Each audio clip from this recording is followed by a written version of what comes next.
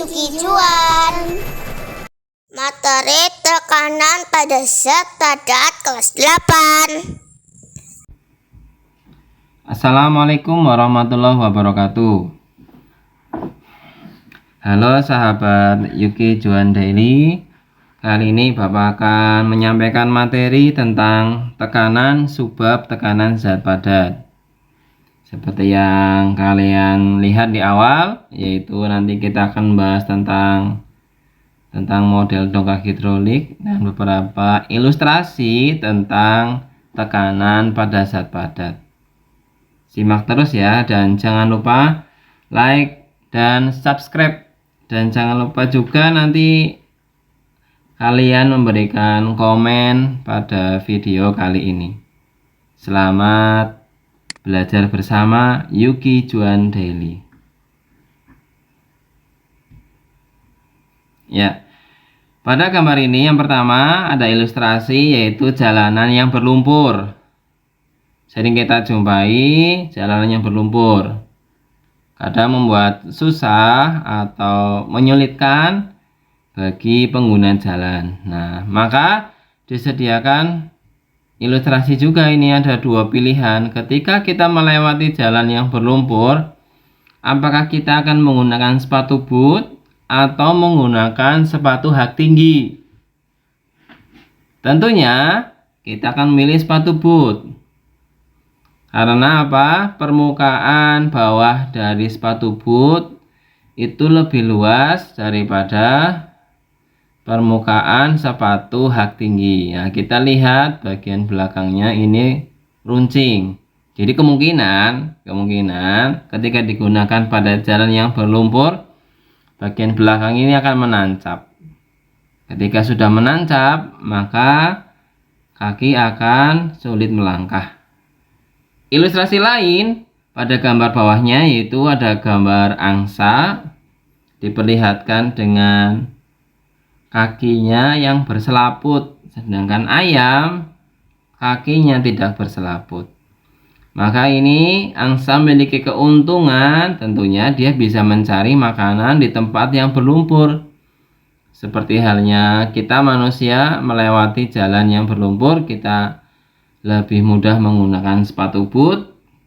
Angsa juga sama, ketika mencari makan di tempat yang berlumpur, dia memiliki keuntungan dibandingkan dengan ayam yang tidak memiliki selaput. Pada bab tekanan zat, nanti kita akan pelajari tekanan zat padat, tekanan zat cair, tekanan gas, dan istilah-istilah yang penting, misalnya tekanan hidrostatis, hukum Archimedes, dan hukum Pascal. Mengapa penting mempelajari tentang tekanan zat? Karena mempelajari materi ini akan membantu kita memahami konsep dasar tekanan, sehingga dapat menjadi bekal di masa depan dalam mengembangkan bangunan atau teknologi yang memanfaatkan tekanan. Contoh ini ilustrasi di bawah. Nah, ini namanya plastisin yang berwarna merah, ini plastisin, kemudian kondisi uang koin 500-an. Yang satu diposisikan secara vertikal, yang satu secara horizontal. Jika kita dorong, kira-kira manakah yang menancap lebih dalam?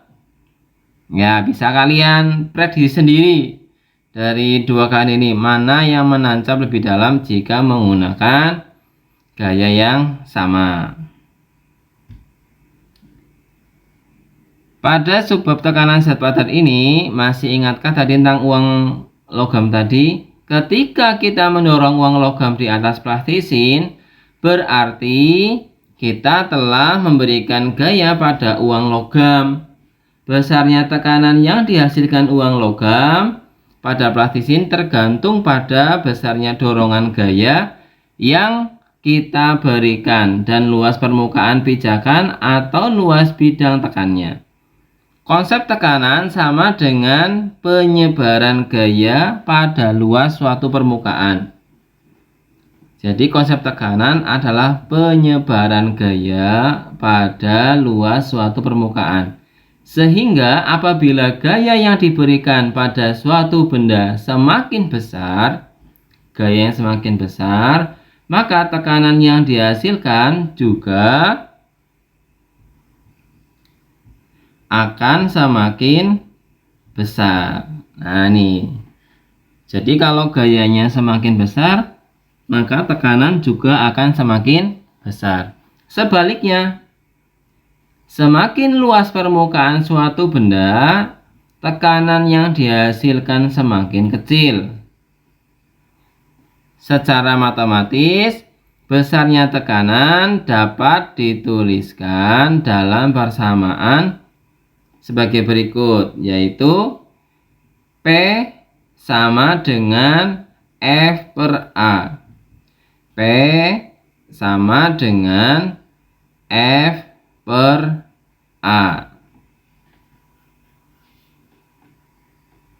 Dengan P adalah tekanan, yaitu satuannya adalah Newton per meter persegi, yang disebut juga dengan satuan Pascal, disingkat dengan PA atau Pascal. Kenapa tekanan lambangnya P? Nah, ini diambil dari bahasa Inggrisnya. Kenapa P diambil dari bahasa Inggrisnya, yaitu pressure, sehingga diambil dengan lambang P. Sedangkan gaya F, gaya simbolnya F, satuannya Newton. Kenapa diberi nama F? Betul, sama juga diambil dari bahasa Inggrisnya, yaitu force.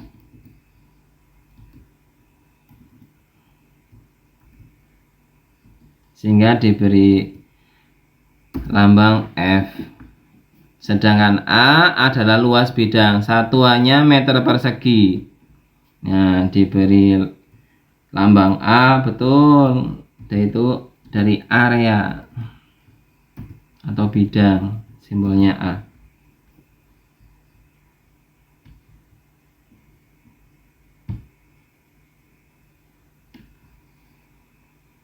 Nah, di sini ada gambar. Ya, ini gambar apa ini? Gambar dongkrak hidrolik yang biasa digunakan pada cucian mobil. Nah, ini mobilnya terangkat ini, ya, oleh batang hidrolik ini. Nah, sehingga memudahkan pencuci mobil untuk membersihkan bagian bawah tanpa harus membuat lubang di dasar sini. Mungkin kalau dulu cucian mobil konvensional, nah ini mobilnya harus naik dulu, sehingga bawahnya mudah dibersihkan. Sekarang berbeda, mobilnya tinggal masuk ke landasan, kemudian tinggal diangkat oleh dongkrak hidrolik, lebih mudah. Prinsipnya secara sederhana seperti ini. Ada dua perbedaan tabung kecil dengan tabung besar. Tabung kecil ini biasanya kalau pada cucian mobil ini digantikan dengan tekanan dari udara atau kompresor, ya, untuk menekan ini. Ketika ini ditekan, maka cairan akan terdorong. Cairan di pipa kecil ditekan, mendorong cairan di pipa besar, sehingga ketika ini dorongannya masuk, kemudian ini pada pipa besar ini akan terangkat. Nah, logikanya adalah ini pipa besarnya berarti, ya, pipa kecilnya berarti mungkin di sekitar sini, ya, yang berisi udara kompresor. Jika pada penampang dengan luas A1 diberi gaya dorong sebesar F1, maka akan dihasilkan tekanan P yang dapat dirumuskan dengan P sama dengan F1 per A1. Menurut hukum Pascal, tekanan P tersebut diteruskan ke segala arah dengan sama besar. Jadi hukum Pascal itu menyatakan ketika pada suatu cairan tertutup ditekan, maka tekanannya akan memancar dengan sama besar. Begitu pula ketika tadi, nah ini didorong, maka cairan di sini juga mendorong ke cairan yang besar. Maka akan muncul besarnya gaya angkat F2 di mana P sama dengan F2 per A2. Secara matematis diperoleh persamaan pada dongkrak hidrolik sebagai berikut. F1 per A1 sama dengan F2 per A2. Atau F2 sama dengan A2 per A1 dikalikan F1.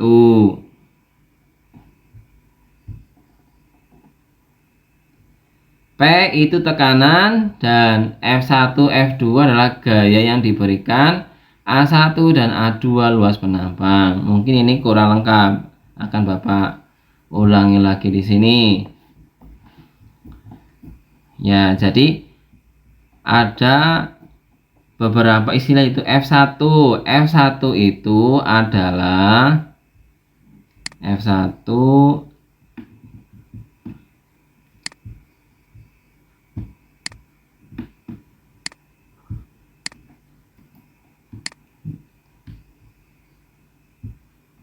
ini F1 merupakan gaya tekan pada pipa kecil. Nah, ini F1 itu adalah gaya tekan pada pipa kecil. Nah, ini F1. Sedangkan A1, apa itu A1? Kita lihat. A1 merupakan luas penampang. Ini A1. A1 luas penampang pipa kecil. Nah, jadi kalau F1 itu adalah gaya tekannya, maka A1 adalah luas penampang pada pipa kecil. Begitu pula dengan F2. Berarti F2 itu adalah gaya angkat. F2 itu gaya angkatnya.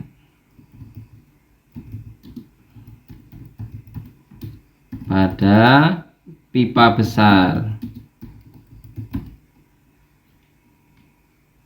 Sedangkan A2 berarti adalah luas penampang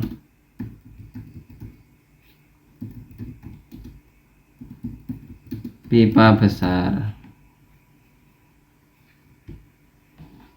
Ya, jadi F2 itu gaya angkatnya, kalau F1-nya adalah luas penampangnya. Maka secara matematis diperoleh persamaan seperti tadi. Nah, ini kan sama dengan F2 sama dengan A2 per A1 kali F1. Berarti ini persamaan untuk mencari gaya angkat. Bagaimana kalau mencari gaya tekannya? Nah, maka persamaannya kan berubah. Maka persamaannya menjadi F1 sama dengan, nah ini kan F1 ini ya, F1. Nah, ini tinggal A1 pindah ke sana. Nah, A2 nanti pindah yang ke bawah. Berarti menjadi A1 per A2. A1 per A2. Kemudian hasilnya dikalikan dengan F2.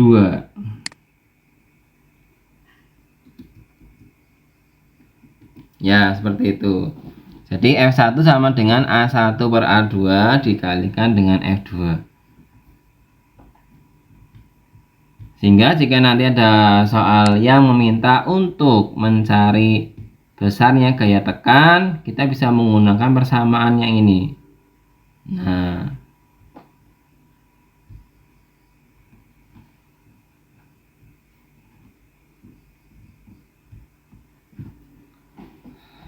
lanjut.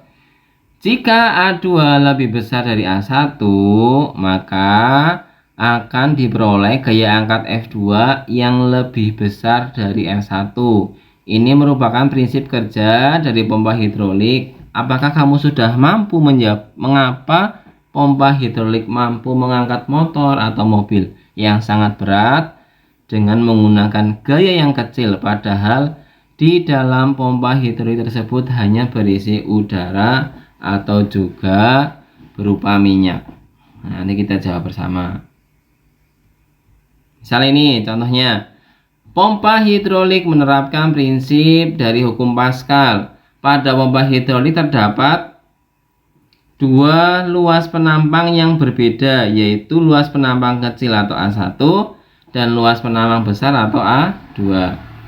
Perhatikan gambar luas penampang 7.14, di mana luas penampang kecil A1 misalnya 1 cm persegi akan diberi gaya sebesar F1, ini gaya yang kecil 10 Newton, sehingga menghasilkan tekanan sebesar 10 Newton per cm persegi. Itu pada penambang kecil atau P1.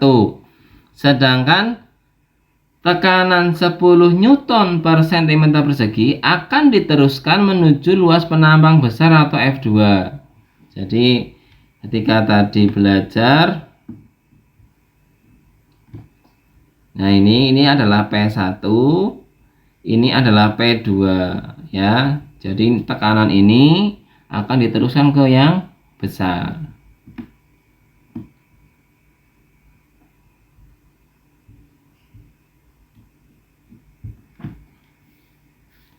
Sehingga jika kita diminta menentukan besarnya F2, F2 sama dengan F1 per A2, F2 sama dengan F1 kali A2, maaf tadi salah, F2 sama dengan F1 kali A2 dibagi A1, sehingga F2 10 Newton, karena F1 nya adalah 10 Newton, dikalikan 100 cm persegi, karena A2 nya adalah 100, dibagi A1. A1 nilainya adalah 1 cm persegi, menjadi 10 kali 100 sama dengan 1000. 1000 dibagi 1 yaitu 1000 Newton.